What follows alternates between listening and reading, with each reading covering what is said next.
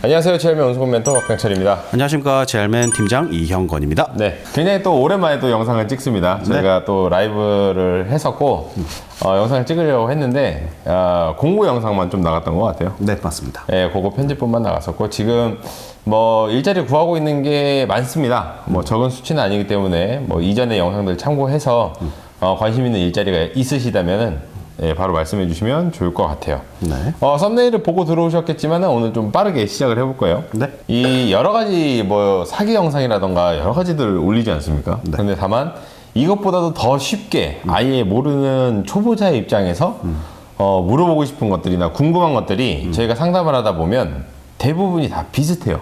정말 맞춰놓은 것처럼 항상 하는 질문이 같고 그렇기 때문에 저희가 이전에도 뭐 너네가 500만 원 벌 것 같지 뭐 이런 썸네일로 해서 올린 적이 있었지만은 그거보다도 쉽게, 그리고 지입을 하시는 분들이 최종적으로 투입할 때까지 이런 순서 혹은 이런 부분을 내가 체크를 해야 한다. 그러니까는 지입 사기를 조심해야 된다라는 개념보다도 이 부분을 확인을 하면 내가 이제 처음 하는 일이니까 좀 어렵지 않습니까? 예, 그래서 그런 부분들이 해결이 좀 되지 않을까 해서 이 영상을 보시면은 지알맨으로 오세요가 아니라 지입은 이렇게 하세요라는 그 초보자 지침서가 되는 영상이 될 겁니다. 맞아요. 그래서 저희가 최대한 뭐 신경 써서 대본을 짜봤는데 여기에 없는 질문이 또 있을 수도 있습니다.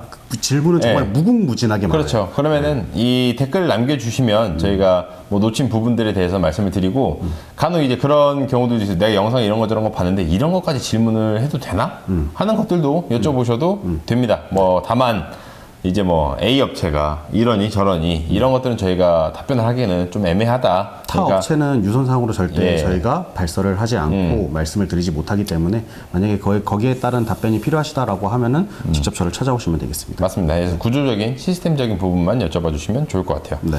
일단 첫 번째로 제가 준비해 본 거는 이 일을 좀 10년 넘게 하지 않았습니까? 네.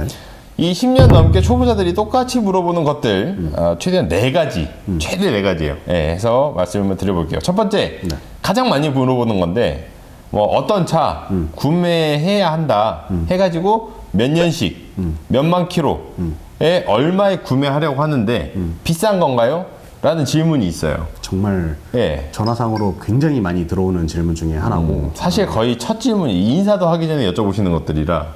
그건 맞죠. 예, 근데 저는 제가 이걸 왜 넣었냐면, 요 질문은 의미가 없습니다.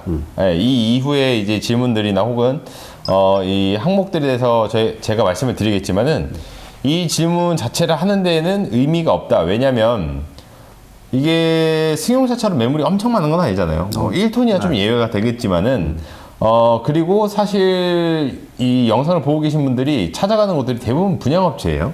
중고차 단지가 아니기 때문에 분양업체에 가면 해당 그 금액이 뭐 평균가입니다, 시세입니다 라고 하기가 사실 뭐 의미가 없는 수치일 것이다. 얼마나 더 뭐 피가 들어가 있을 거기 때문에 거기에 대해서 내가 인정할 수 있냐 없냐를 더 따지는 게 맞지 않나 보시면 되지 않을까 생각을 합니다. 이 질문에 대해서 좀 어떻게 생각하십니까? 자, 먼저 답변을 드리자면은 네. 첫 번째로 보셔야 하는 내용이 일단은 구매를 뭐 이 차를 사야만 일자리를 들어갈 수가 있다라고 하는 것들은 일단 조심하셔야 됩니다. 무조건적으로 조심하셔야 되고 근데 일자리가 정말 마음에 들고 그리고 나서 차를 구매하려고 보니까 업체에서 차를 추천해 주는데 이 차를 사도 괜찮을 것 같다. 근데 좀 비싼 것 같다라고 생각이 드시는 이유 중에 하나가 이 화물차를 구매할 때는 화물차에 들어가는 비용뿐만 아니라 거기에 들어가는 취등록세, 그다음에 번호판 비용, 그다음에 보험료 이런 것들이 포함되어 있기 때문에 많은 분들이 이제 혼선을 좀 겪고 계신 것 같은데 저희 그 영상을 잘 찾다 보시면은 신차 금액을 저희가 견적을 좀 많이 내놨어요. 네, 신차를 이제 견적을 좀 보시고 그리고 이제 다른 뭐 중고차나 이런 그 온라인 시스템들 있죠. SK 엔카라든지 뭐 아니면은 이제 드라이버스 뭐 이런 쪽에 가셔가지고 중고차 매물도 한번 확인을 해보시고 이게 그래도 감이 잘 안 온다라고 하시면은 저희 신차 영상을 보시고 거기서 이제 부가세를 뗀 금액에서 1년에 10%씩 감가를 하시면은 대략적으로 그 금액을 산정하실 수가 있어요.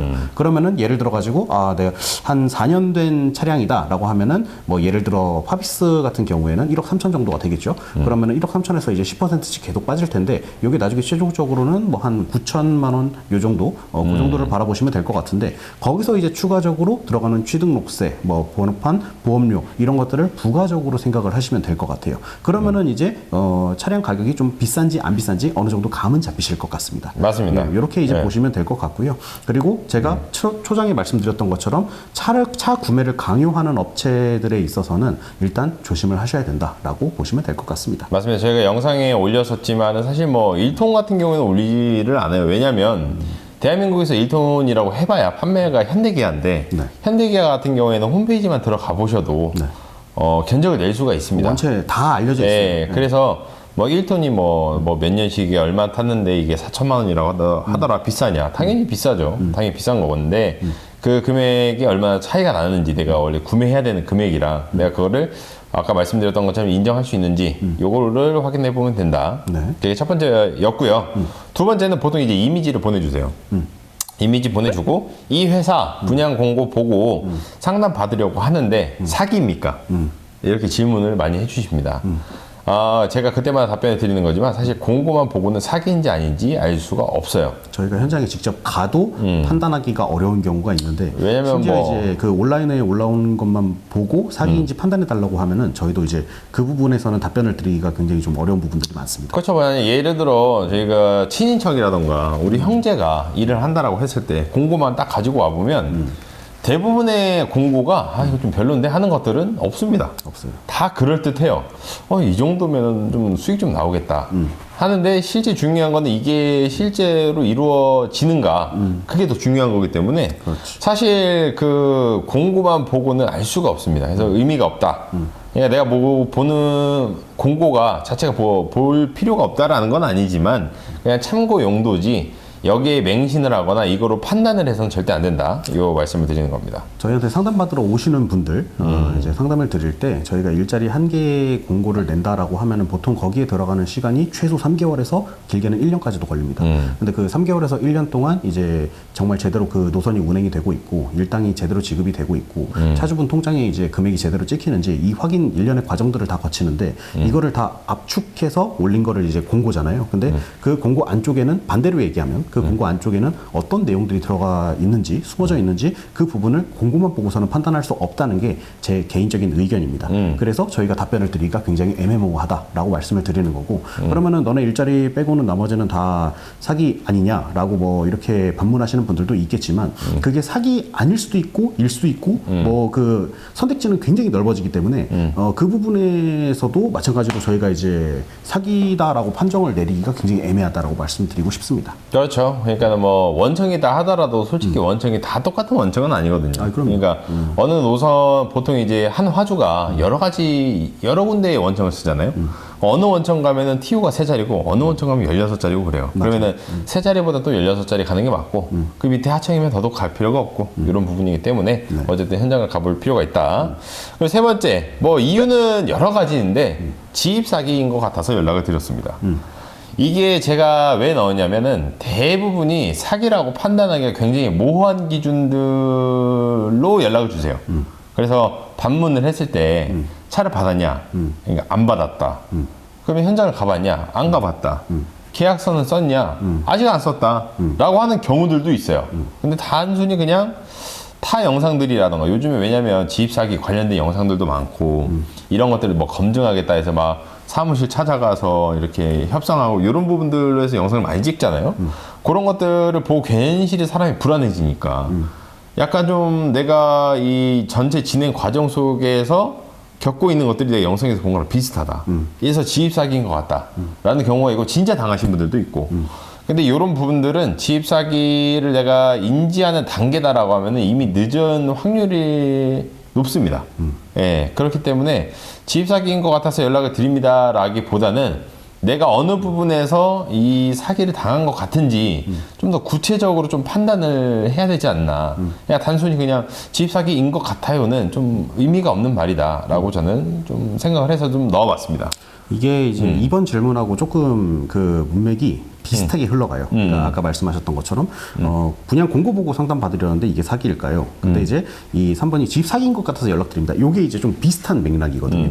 여기 계약서를 썼냐 안 썼냐, 차를 받았냐 안 받았냐, 일자리를 구했냐 안 구했냐, 거기에 그 선이 굉장히 애매모호하기 때문에 어쨌든 거기랑 좀 같이 갈 수가 있는데 결론적으로 집 사기를 말씀을 드리자면은 일단 두 가지로 압축을 할 수가 있겠습니다. 먼저 첫 번째로는 그 차량 관련된 사기, 네. 그 차량을 내가 좀 비싸게 주고 샀다든지 아니면은 차량에 뭐 문제가 있는데 그 문제된 차량을 받았다든지 뭐 이런 쪽이 이제 해당이 될 수가 있겠고, 두 번째는 이제 일자리 사기입니다. 그래서 그 일자리 같은 경우에는 내가 분명히 A에서 B 코스로 일을 하기로 했는데 어느 순간 보니까 내가 A에서 C로 간다던가 A에서 D로 간다던가 여기에 이제 해당이 될 수가 있어요. 그래서 요 부분들을 둘 다 확인을 하셔야 되는데, 먼저 첫 번째로 이제 그 차량 관련된 지입 사기는 제가 이제 아까 전에 차량 금액을 볼 수 있는 방법을 좀 여러 가지를 말씀드렸잖아요.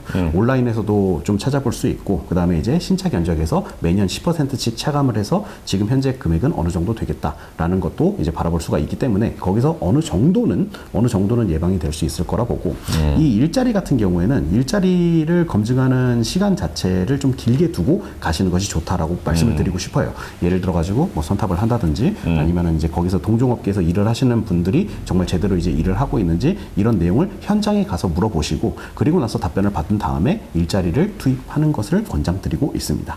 그래서 이렇게 이제 정리를 해서 말씀드릴 수가 있는데, 사실 그 말고도 뭐 계약서 관련해서 이제 사기나 이런 부분들이 정말 이게 맞는 건가요? 이게 절차가 맞는 건가요? 라고 질문 주시는 분들도 많아요. 그거는 이제 진짜 케이스 바이 케이스이기 때문에 그 제가 상세 내용을 좀 봐야 이거를 말씀드릴 수가 있을 것 같은데, 거의 대부분은 정상적으로 진행되고 있는 과정 중에 하나다라고 이렇게 보여지기 때문에 그 부분은 제가 좀 개개인적으로 한번 확인을 해봐야 된다라고 말씀을 드릴 수가 있겠습니다. 그렇죠. 그러니까 이게 지레 짐작으로 그냥 좀 겁을 먹는 케이스가 있고 진짜 사기인 경우가 있고, 근데 다만 그게 구체적으로 본인이 먼저 알아야 된다라는 얘기고요. 그래서 일단은 그 이제 계약서나 이런 것들을 작성할 때 금액을 무조건 뭉뚱그린다. 예를 들어가지고 우린 전체 이렇게 진행해서 뭐 1억이면 됩니다라고 상세 견적서나 이런 것들을 받지 않은 상태에서 뭐 진행을 예정 중이다라고 하면은 잠깐 그 모든 계약을 이제 중지하시고 상세 견적을 한번 받아보신 다음에 그리고 네. 나서 진행하시는 것을 권장드리고 있습니다. 맞습니다. 그리고 마지막 질문. 기사부터 하려고 하는데 그리고 기사부터 하라고들 하던데 기사 자리도 있나요? 라는 질문이 많습니다. 할 수 있으면 그리고 저희 댓글 중에서 그런 것도 있어요. 왜 얘네들은 공고 중에 기사 자리가 안 올라오냐? 얘네 사기다. 이런 경우들도 있습니다. 저희가 이전에 기사 관련해서 영상을 한번 또 정리한 적이 있어요. 전체적으로 정리를 했던 적이 있는데, 몇 년 전 영상 아닌가요? 아니에요. 그렇게 오래되지 않았고 찾아보시면 바로 나옵니다. 그래서 기사에 대해서 말씀을 드린 적이 있는데, 사실 이게 남들이 하는 말은 어느 정도 참고용입니다. 왜냐면 기사 자리를 먼저 한다 해서 장점이 있고 단점이 있는데 뭐 이런 것들은 정리를 해놨으니까 직접 한번 보시면 되겠지만, 기사를 먼저 하고 나중에 지입을 한다라는 건 저는 시간 지체라고 보고요. 아닌데 뭐 이제 기사라고 했는데 뭐 또 차주로 전환시키는 경우들도 있잖아요. 이런 사기들도 있고 여러 가지의 형태가 있습니다만, 기사 이게 이 일을 계속 할지 안 할지도 모르고 뭐 위험 부담도 많고 하기 때문에 기사부터 해봐라 라는 거는 내가 카페를 차리고 싶은데 일단 알바부터 뛰어보세요랑 어느 정도 일맥상통한다 보시면 돼요. 그렇죠? 바로 먼저 카페를 먼저 뛰어들어서 돈을 버는 것도 되지만은 정말 이게 내 일이 아니어서 또 그만둘 수도 있는 것이고, 이런 것들은 본인들이 판단을 하고 결정을 하시는 게 저는 맞다라고 생각을 해요. 그러니까 남들이 기사 자리가 먼저 해봐야 된다, 좋다 이래가지고 해보는 건 좀 남들이 그 본인의 인생을 살아주는 것도 아닌데 그렇게 괜히 결정을 하는 게 아닌가라는 생각이 좀 듭니다. 여기에 대해서는 좀 어떻게 생각하세요? 저는 개인적으로는 이제 알바하고는 완전 개념이 다르다고 보고요. 그 이제 기사라고 하는 것은 어쨌든 이제 내 명의의 차가 아니라 다른 뭐 사람이든 업체든 거기에 명의의 차를 빌려가지고 내가 운전을 하는 걸 보통 기사라고 이야기를 하잖아요. 그렇죠. 근데 이 기사 자리를 먼저 타보라고 하는 차주분들이 계시면은 그 차주분들도 본인 차를 처음 타는 기사한테 맡기진 않습니다. 네. 그리고 이제 그 그렇지. 법인에서도 이제 나는 그 경험이 없다라고 했을 때 경험이 없는 사람을 기사로 태우려고 하는 그 업체들이 그렇게 많지는 않아요. 애초에 이제 그 처음 운전을 했을 때 지금 이 영상을 보시는 모든 차주분들은 차 운전 처음 하셨을 때 아마 느끼셨을 거예요. 처음에 이제 보험료가 150% 이상 올라가신 분들 굉장히 많을 겁니다. 뭐 잠깐이라도 어디 긁힌다든지 뭐 후진하다가 아니면은 뭐 다른 대차 사고가 아니더라도 뭐 벽이라든지 아니면 이제 접안해야 되는 구역에서 거기서 이제 간단하게 긁힌다든지 좀 세게 긁히신 분들은 뭐 전봇대나 나무 이런 거 나무까지 이런 거 정말 많이 긁혀 보셨을 거고 근데 이거를 처음 하는 기사분이 오셔가지고 그 책임감 없이 그냥 나는 이제 남의 차니까 뭐 이렇게 타겠다라고 하시는 분이 오셔가지고 기사를 탄다라고 하면은 결국에는 내 차를 손해를 보는 거고 그리고 이제 업체 입장에서 봤을 때도 이제 마찬가지로 차량 손해에 대한 그 보험료가 어마무시하게 올라가기 때문에 예, 업체에서도 굉장히 좀 요즘에는 기사들 우리가 차를 뽑아서 기사를 구하는 것보단 차라리 우린 지입차를 구하는 게 훨씬 더 낫겠다. 왜냐? 이 기사분들 같은 경우에는 내 차가 아니라는 생각이 일단 기본적으로 박혀 있어요. 그렇기 때문에 어떻게 사고가 난다 하더라도 아 업체에서 알아서 해주겠지, 뭐 차주가 알아서 해주겠지 이런 생각이 솔직히 말씀드리면 안 들래야 안 들 수가 없습니다. 근데 지입차주분들은 내 차니까 아까워요. 그래서 조심스럽게 타게 되고 그래서 이제 어떻게든 매출을 좀 더 올리려고 노력을 하는 반면 기사분들 같은 경우에는 또 월급이 정해져 있잖아요. 그럼 월급이 정해져 있으니까 그 이상의 일을 괜시리 하지 않으려고 합니다. 안 하려고 하는 게 맞죠. 그러니까 저 같아도 그럴 것 같아요. 만약에 월급이 딱 고정되어 있고, 월급이 고정되어 있다라고 하는 것은 내가 이제 여기서부터 내 워라밸을 챙기려면 일을 최대한 안 하는 게 맞으니까. 그렇지. 네, 그렇게 계속 이제 흘러가다 보니까, 업체에서도 원래 기사 자리를 구하는 곳들이 상당히 많이 있었어요. 뭐 예를 들어가지고, 빈차가 우리는 한 20대 있으니까, 여기에 기사님 좀 태우고 싶다라고 하는 업체들도 있었지만, 요 최근에는 그 업체 수가 굉장히 많이 줄었습니다. 그렇죠. 왜냐하면 이제 지입차들이 들어와서, 사고를 최대한 안 치려고 하고, 뭐 이제 안전운전을 하고 어떻게든 매출을 올려야 되니까 일을 더 하려고 하고 그러니까 업체 입장에서도 지입차주분들이 더 좋은 거고 기사를 구하다 보면은 이제 골머리를 좀 많이 썩는 경우가 굉장히 많았어요. 지금 제가 말씀드린 것뿐만 아니라 안쪽에서 이제 사람 때문에 또 싸우기도 하고 이런 내용들이 많다 보니까 요즘에는 이제 기사를 최대한 좀 지양하는 그런 방향으로 흘러가고 있지 않나. 이렇게 보시면 될 것 같아가지고. 그렇죠. 만약에 이제 기사 자리를 구할 수 있으면은 구하는 게 좋아요. 왜냐면은 내가 한 번이라도 운전을 해보고 해보지 않은 차니까 한번 경험을 해보는 것은 경험을 한다는 건 이제 어쨌든 좀 나한테 커리어에 이득이 되는 거기 때문에. 근데 그 기사 자리를 찾기란 쉽지가 않을 것이다. 그리고 이제 처음 운전하시는 분들을 반겨주는 곳도 그렇게 많지는 않을 것이다. 그렇죠. 라고 예상을 하시면 되겠습니다.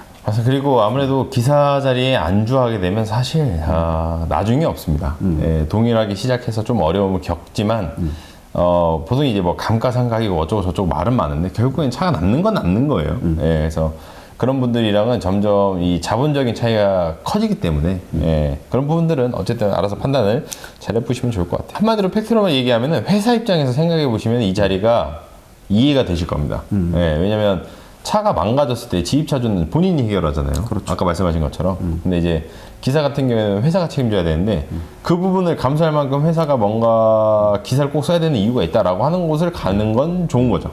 예, 그렇게 판단하시면 되지 않을까.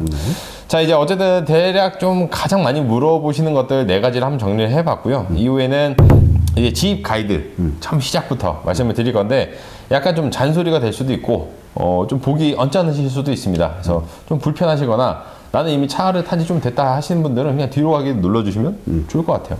네, 첫 번째 화물업을 시작하게 되는 계기들 여기서부터 스타트입니다. 1-1 하고 싶어서 하는 것인가 마음가짐부터 달라져야 한다라는 겁니다. 제가 요걸 왜 올렸냐면은 아까 말씀하신 것 중에 하나가 워라밸을 챙기는 겁니다. 그러니까는 챙겨야 되는 건 맞는데 이 솔직히 여러분들 영상 보시는 분들 중에 내가 떵떵거리는데 화물차를 타는 사람들이 얼마나 되겠어요? 예, 다들 뭔가 빚이 있거나 아니면 이게 뭐라고 할까요? 소득을 어떻게든 조금이라도 더 올리고 싶거나 소득을 올린다. 그렇죠. 소득을 올리는 경우도 있고. 근데 어쨌든 어려워서 시작하는 사람들이 거의 대부분이지 않습니까? 대한민국은. 근데 이 와중에 벌이는 챙기고 싶은데 쉬는 것, 뭐 출퇴근. 근데 요즘에 그런 네. 그 상담이 진짜 많이 오긴 해요. 솔직히 근데 그렇다라고 하면 화물차를 타면 안 되죠. 화물차를 타면 안 돼요. 그러니까는 저희가 상담을 하면은 제가 전화 상담할 때 꼭 말씀드리는 건데 짧고 굵게 확 벌고 그 다음에 노는 걸 생각하자라고 말씀을 드리는 쪽입니다. 처음부터 워라밸 챙기고 뭐 챙기고 다 챙기고 하면 그리고 그러신 분들이 계세요. 뭐 나는 가족이 있거나 어린 아이가 있거나 아니면은 좀 앞으로 조금 편찮으신 부모님을 모셔야 된다라는 경우는 화물차가 아닙니다. 네, 다른 일을 하셔야 돼요. 그렇게 좀 마음가짐부터 좀 다르게 잡아야 된다라고 생각을 합니다. 그리고 1-2 화물업을 시작하게 될 때 본인의 니즈를 좀 제대로 파악을 했으면 좋겠어요. 그러니까 내가 벌어야 되는 벌이가 어느 정도인가. 많으면 많을수록 좋죠. 세상에 뭐 적다고 좋은 사람이 어디가 있겠어요. 근데 일단 많으면 좋으니까 그런 부분들로 말고 딱 정해놓고 최소한 나는 500원 벌어야 해. 왜냐면 지금 내가 뭐 이렇게 저렇게 공과금 빼고 하다 보니 대출금까지 빼니까 한 요 정도는 남아야 돼 라거나 혹은 나는 일요일 날은 무조건 집에 들어가야 돼. 나는 교회를 가기 때문이야. 뭐 이런 식으로 해서 본인의 니즈를 먼저 파악을 해둬야지 일자리를 보고 이건 좋은 일, 저희도 그렇게 말씀을 드리잖아요.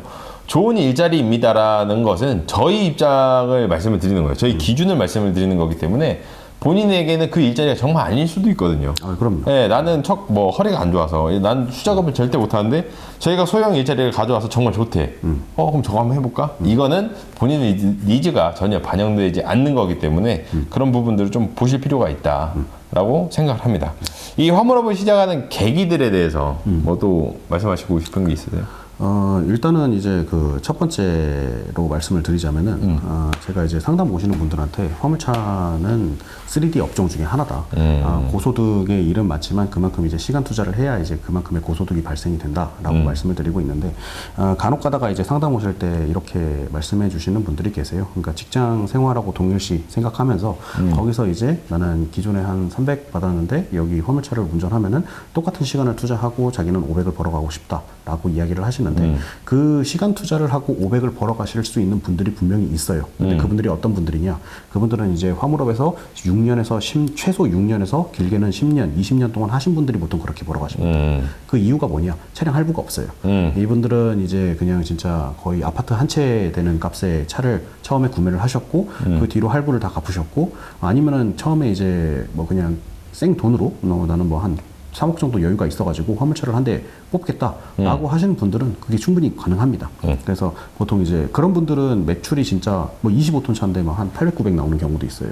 근데 기름값 한 300 빼고 뭐 이거 그 여차적인 거 한 100만 원 빼고 본인 가져가는 수익이 보통 최소 400에서 500이에요. 이런 분들이 가능할 수는 있겠으나, 근데 거의 대부분의 사람들은 이 화물차를 처음 시작할 때 돈을 들고 들어오는 것이 없습니다.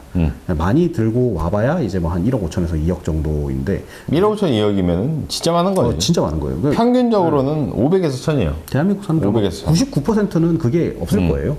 그게 없을 거기 때문에 어쨌든 화물차로 이제 재기하거나 아니면은 이제 앞으로의 일자리나 방향성을 찾기 위해서 그래서 저희를 방문해 주신 건데, 그렇게 뭐 나는 무조건 고소득의 일자리를 원한다라고 하면은 저희도 말씀드릴 수 있는 부분이 아까 저기 멘토님이 하셨던 것처럼 이런 일자리는 없다. 그건 불가능하다라고 말씀을 드릴 수밖에 없어요.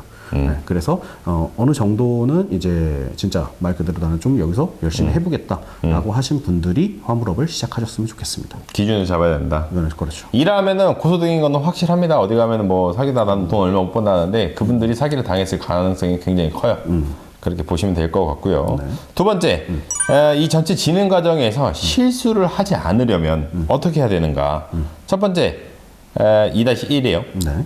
차량 톤수부터 선택하면 될까요? 차량 가격이 중요할까요? 전혀 아닙니다.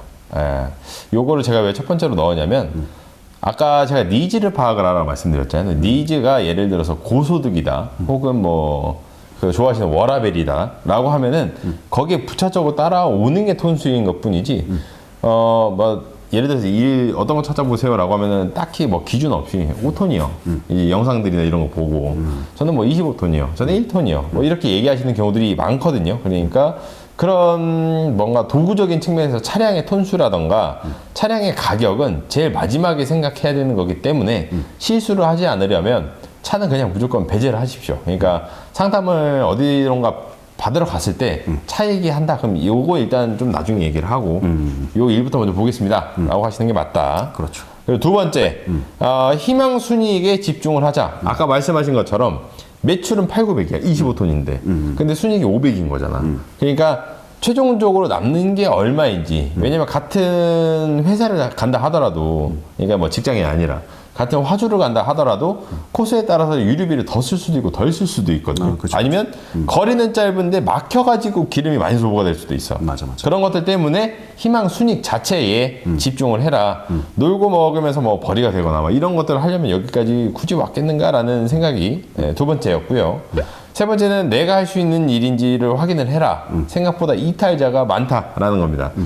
요 예시가 생각보다 이 지입이 그 뭐라고 할까요? 공무원분들, 공무원 중에서 이제 경찰, 뭐 소방관, 아니면 군인 이런 분들이 이제 전역을 하거나 뭐 퇴직을 하고 나서 오시는 분들이 많은데, 그것도 있어요. 예, 이분들이 안 그러시는 분들도 계시겠지만 은근히 1년을 못 버티는 분들이 많아요. 예, 본인들이 하던 거랑 나는 이 정도 일을 해왔던 사람이기 때문에 할 수 있어 라고 하지만 또 은연중에 또 못 하시는 분들도 있고 밖에서 생활하는 게 힘드신 분들도 있고 하기 때문에 내가 할 수 있는 일인지부터를 명확하게 판단을 해야 됩니다.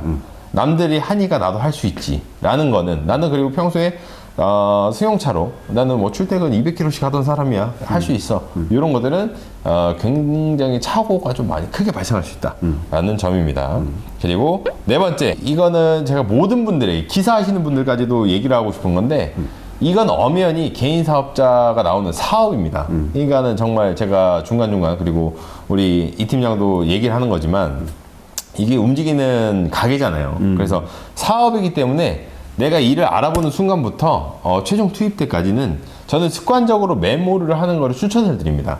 저희 그 여태까지 하시는 분 중에 이제 그 성함을 말씀하기 좀 그런데 김땡 사장님 같은 경우에는 메모하는 습관을 굉장히 좀 잘 가지고 계셨잖아요. 그래서 내가 다음 달에 일을 시작을 하면 얼마가 제외돼서 첫 달 수익이 얼마부터다라는 것도 계산을 하시는 분들이 계시지 않습니까?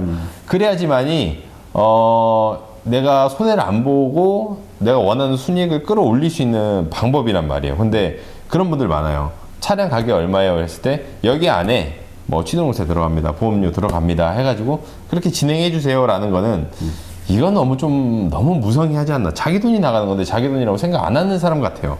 체감은.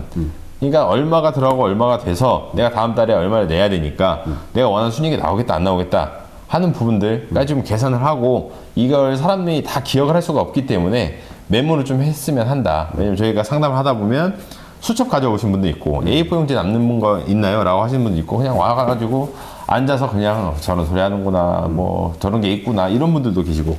근데 나중에 1년 뒤에 혹은 6년 뒤에 정확히 본인 벌이가 남고 차 남고 뭐 집 사고 하시는 분들은 애초 시작부터 습관이 좀 다르다라고 볼 수가 있다. 절대 작은 돈을 무시하시면 안 됩니다. 그렇죠. 해서 이 팀장 같은 경우에는 이 전체 진행 과정에서 좀 실수를 좀 안 하려면 좀 생각해야 되는 부분이 있을까요? 지금 말씀을 다 잘 해주셔가지고 그런 내용들에서 보완을 한다라고 하면은 아까 그 두 번째 말씀하셨던 그 순익, 이 순익에 대해서 말씀을 드리고 싶은데 간혹가다가 이제 매출이 높은 자리를 원하시는 분들이 있어요. 있죠. 매출이 뭐 2,500이라든지 뭐 2,800이라든지 워킹에서는 막 3,000까지도 가능하니까. 근데 만약에 내가 워킹카를 타는데 매출 3,000만 원에 뭐 기름값이 한 1,500만 원 쓴다. 25톤 차를 타는데 매출이 1,500이다. 근데 기름값을 뭐 한 500만 원 쓴다. 그러면은 단순 계산으로 봤을 때 워킹카가 좀 더 많이 남는 것 같아요. 한 달에 500만 원 정도 더 수익이 크니까. 근데 이거를 내역을 좀 더 열고 보면은 나중에 이제 거기에 들어가는 차량 수리비라든지 키로수라든지 이런 것들을 따지게 되면은, 그러면은 오히려 이제 조금 덜 일하고 덜 벌어가는 그 타이밍이 맞을 수도 있어요. 무작정 매출이 높다고 그 순익이 높은 것은 아니다. 그래서 이런 것들을 이제 참고해가지고, 그건 진짜 일자리마다 다 다른 부분이에요. 왜냐면은 1톤이 25톤을 이기는 매출이 있을 수 있어요. 그러면 매출이 있을 수 있고, 그 다음에 순익이나 이런 것들을 따졌을 때 1톤이 더 월등히 높은 경우도 있습니다. 그래서 그런 부분들을 염두에 두시고, 네, 무조건 매출이 높다고 가는 게 아니라 이 일자리에서 정말 합리적인 매출이 발생이 하는지, 그리고 내 주머니에 그 순수익이 잘 맞춰지는지, 이런 부분들을 잘 계산하시고 지입을 준비하시면 크게 문제는 없을 거라 생각이 듭니다. 좋습니다. 세 번째, 일의 순서를 어떻게 잡아야 할까? 요거는 제가 순서대로 말씀을 드릴 겁니다. 그래서 딱 요대로만 하시면 사기고 나발이고 내가 원하는 순위이고 뭐고 어느 정도 잡혀 나갈 거예요. 그러니까 우리는 이렇게 진행하면서 자랑하는 게 아니라 그냥 보통 그러면 사기 안 나간다 요겁니다. 첫 번째, 일단 무조건 공고를 보게 돼 있습니다. 공고를 봤을 때 아까 제가 초반에 말씀드렸던 것처럼 미리 보기입니다. 미리 보기이기 때문에 그 공고를 뽑아가셔도 좋고 아니면은 핸드폰으로 뭐 요즘에는 그냥 찍으면 되잖아요. 네, 찍어서 이 내용을 내가 어느 정도 인지를 해 놓으셔야 됩니다. 가서 얘기가 달라질 수도 있고 내가 뭐 핸드폰 못 볼 수도 있잖아요. 그렇기 때문에 어느 정도 좀 외워야 된다. 뭐 굳이 외울 필요도 없습니다, 사실. 예. 두 번째, 그러면은 공고를 확인하고 전화를 했으면은 가서 상담을 받겠죠. 예, 상담을 안 받는 지입 사기는 없습니다. 일단 만나야지 사기도 일어나기 때문에 담당자가 미팅에서 공고랑 다르거나 과대 포장된 부분이 이게 아무리 내가 바보라고 하더라도 들리는 것들이 있어요. 이 일을 이렇게까지 안 하면 이 벌이가 나올까 싶은데 1톤으로 막 예를 들어서 순이익 700 이런 거 있잖아요. 그렇죠. 그런 부분들은 잘 보셨다가 이게 실질적이지 아닌지는 이 담당자한테 물어봐야 우린 그렇게 합니다라고 밖에 얘기 안 할 거고요. 그리고 매출표 막 엑셀표 와가지고 보여줘요. 근데 그거라고 해봐야 우리가 앉아서 1분이면 만들잖아요. 맞아. 의미가 없는 수치이기 때문에 이 사람이 나한테 어떤 의도로 가지고 접근하는지 요거부터 파악을 하시면 됩니다. 그러니까 화물업은 안 해봤지만 중고차를 사러 가본 적은 있을 거 아니에요. 혹은 승용차라도. 예, 그러니까 가서 내가 뭔가 물건을 살 때 이 사람이 또 뭔가 나한테 쓰잘데없는 그런 친절함을 베푼다거나 이런 부분들은 좀 보실 필요가 있다라고 보여지고요. 세 번째, 그렇게 되면 현장을 봐야 합니다. 그러니까 선탑이 될 수도 있지만 선탑은 답이 아닙니다. 제가 이전에도 여러 번 말씀드렸죠. 선탑은 절대 답이 될 수가 없고 현장을 가서 내가 실질적인 담당자를 만난다거나 차주를 만난다거나 아니면 지나가는 청소하는 아주머니를 붙잡아도 이 일은 대충 파악이 됩니다. 그래서 현장을 무조건 봐라. 그리고 네 번째는 화주랑 미팅을 할 수 있으면 하는 게 좋답니다. 그러니까 예를 들어 편의점을 예를 들어 살펴볼게요. 내가 보고 있는 분양회사가 있을 거고요. 여기에서 급여를 받아 제끼는 이 화주가 있을 겁니다. 화주랑 미팅을 잘 안 하는데 화주의 담당자랑 얘기를 하면 내가 만났던 분양을 하는 담당자랑 전혀 다른 얘기를 할 수도 있고요. 아니면 정말 뜬금없이 다른 노선이 나올 수도 있어요. 그렇죠. 저희도 그런 경우 많잖아요. 원창 담당자랑 얘기를 해봤을 때도 이 사람은 이쪽이 더 맞지 않아? 라고 해서 좀 더 나은 혹은 뭐 조건이라던가 돈이라던가 이런 부분들이 따라오기 때문에 어쨌든 화주랑 미팅을 할 수 있으면 좋다. 근데 다만 이 센터장이라고 하는 사람들이라던가 이런 부분들이 뭐 까는 건 아니죠. 솔직히 콧대가 좀 높습니다. 그래서 미팅을 안 해줄 수도 있어요. 하지만 할 수 있으면 하는 게 좋다라는 거고요. 다섯 번째는 차량의 진행 과정을 어쩔 수 없이 맡길 거예요. 차량의 진행 마이크 오류가 좀 있어서 이 마이크를 번갈아 가면서 쓰겠습니다. 차량의 진행 과정은 맡길 수 있지만은 차량 선택은 내가 하자라는 겁니다. 그러니까 예를 들어서 이 팀장이 저한테 대우 뭐가 좋아요 라고 했을 때 나는 현대 파비 사고 싶은데 근데 이게 더 좋다니까요. 그래요? 라거나 혹은 제가 현대 파피스에 관심이 있습니다. 아니 대충 가격이 얼마예요 라고 말씀해 주실 거잖아요. 그러면은 그렇게 해주세요 라는 건 이게 안 맞는다라는 거예요. 아까 제가 또 초반에 말씀드렸던 것처럼 왜 들어가는지, 왜 이 금액이 발생하는지 이런 부분들은 내가 확인을 하고 절대적으로 이 모델이라던가 차량 선택은 내가 하자. 왜냐하면 담당자가 탈 차가 아니라 내가 탈 차이기 때문에 라는 겁니다. 중고차가 특히나 더 그래요. 그리고 마지막 제가 아까 메모할 때 말씀드렸던 건데 금액이 많이 지출이 되잖아요. 대출을 하나를 큰 걸 받아서 이걸 텅텅텅텅 썰어서 준단 말이야. 그러면은 이게 왜 그렇게 지출이 되는지 왜 나가는지를 좀 알아야 한다라는 겁니다. 보험료가 얼마 나갈 거예요?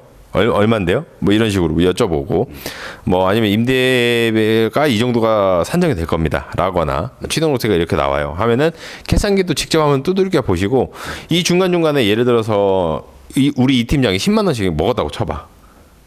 안 그러지만 먹었다고 쳐봤을 때 이게 전체적으로 과정이 10만 원, 10만 원, 10만 원, 10만 원 하면 이게 얼추 100만 원 정도가 돼버릴 수도 있단 말이야. 그렇죠. 그래서 그런 부분들도 아까운 돈이잖아요. 솔직히 100만 원이면 기름 한번 더 넣을 수 있는 거 아니야. 이게 지금 10만 원이라고 얘기해서 그렇지 이게 한 건당 뭐 100만 원이라고 가정을 하면은 나중에 진짜 어마무시한 돈이 날아가는 거기 때문에 그렇죠. 그래서 어마어마한 거예요. 항상 이제 이거를 꼭 체크를 하셔야 된다. 그렇죠. 보시면 될 것 같아요. 그러니까 담당자가 뭐 매달 1%씩 가져간다고 생각을 해봐. 이거 6년이면 어마어마한 돈이거든. 그렇게 생각을 해봐야 되고 차후에 다음 달부터 내가 지출에 대한 상환 과정이라던가 이런 거 확인을 해야 한다. 제가 진행을 하면서 이 부분을 생각 안 하는 사람들이 솔직히 말하면 95%가 넘어가요. 예. 그렇기 때문에 좀 여기까지 고려를 하면 일의 순서를 잡아나가는 과정이 되지 않을까 생각을 합니다. 네. 좋습니다. 그리고 마지막 투입되기 전까지 실제 준비 과정 속에서 조심해야 되거나 유의해야 되는 사항들이 있지 않습니까?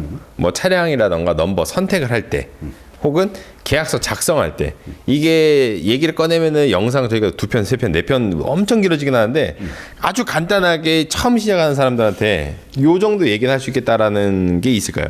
멘토님한테 이게 질문을 딱 받고 나서 솔직히 이 얘기면은 제가 한 10시간, 11시간도 이야기할 수 있겠다라고 생각했었는데 네. 정말 간단하게 축약을 해달라고 해서 말씀을 드리자면은 그 보통 이제 계약서라는 게 있죠. 그 매매 계약서, 그다음에 위스탁 계약서, 운송 계약서 요 세 가지만 잘 챙기시면은 크게 이제 준비하는데 어려움은 그러네. 없으실 겁니다. 맞네. 근데 대신에 이제 그 계약서 중에서 매매 계약서는 어떤 차량의 금액 내용이 들어갈 거고 위스탁 계약서는 내가 그 번호판을 빌리든지 아니면은 이제 운송 계약이랑 합쳐서 이제 또 하는 경우도 있는데 거기서는 이제 일자리에 관련된 내용이 들어갈 거고 그리고 운송 계약은 내가 이제 집 번호판을 쓰고 있는데 뭐 다르게 이제 내가 또 추가적으로 운송 계약을 하겠다라고 하는 경우에는 이 운송 계약이 들어가기 때문에 이 계약서 세 가지만 잘 챙기시면은 크게 문제될 것은 없을 것이다라고 보시면 될 것 같습니다. 맞습니다. 말씀해 주신 게 아주 함축적인데 이유는 나중에 알게 되시겠지만은 계약서를 3개를 다 쓰는 업체가 아니다라고 하면 사기 거의 90%죠. 네, 맞아요. 그래서 계약서 3개만 잘 챙겨주는 곳이라고 하면은 얼추 어느 정도의 피해는 많이 피할 수 있다. 진짜 이렇게. 고민 많이 했습니다. 예, 아주 함축적으로 표현을 잘해 주셨어요. 예, 어쨌든 이렇게 해서 초보자분들께서 보시면 좋을 만한 지침서를 영상을 만들어 놨습니다. 아까 처음에 시작했던 것처럼 GR맨에 와라라는 의도는 단 1도 없습니다. 이 시작하시는데 저는 있습니다. 예, 어려움이라던가 이런 부분들 저한테 그리고 오세요. 예, 영상 중간에도 마이크 이슈가 있었지만은 그렇습니다. 어쨌든 요거 보시고 이 아까 말씀드렸던 것 중에 것처럼 여기서 추가적인 질문이라던가 아니면 좀 더 딥한 부분들을 영상으로 따로 만들어 놨으니까 한번 확인해 보시면 좋지 않을까. 그리고 이 영상 이후에는 제가 한 3년 전에 우리가 찍었던 그 중형 탑 8 그 가격 쭉 나열한 게 있죠. 저희 채널에서 조회수가 가장 높은 건데 그거 다시 리메이크 할 거고요. 그리고 찾아본 영상 인터뷰 영상이 좀 기다리고 있으니까 그런 부분들도 확인해 주시면 좋을 것 같습니다. 네. 이거 마무리할까요? 네. 지금까지 GR맨 운송 멘토 박병철이었고요. 지금까지 GR맨 팀장 이형건이었습니다. 감사합니다.